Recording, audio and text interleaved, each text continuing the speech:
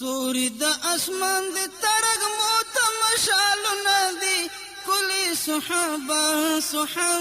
د دین ګلونه دي. حضرت علی رضی الله عنه څخه نقل راځي هغه وایي زما دې د الله په ذات قسم وي چې زه اوس الله ووینم دلته زما په ایمان کې به دغه ذره لویوالی نشي را ځکه پر الله مې اوس دا یقین ده لکه وینم چې نو چې ووینم هم هغه شی د صحابهو داسې موږ وایو صحابه ولیان دي یو خو د قرآن له نګاه څخه که ګوري صحابه ولیان دي ولې خو ایمان هم درلوده داسې مضبوط ایمان او تقوا هم درلوده.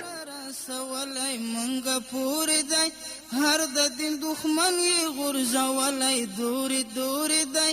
هر د دین دښمن یې غورځولی پورې دی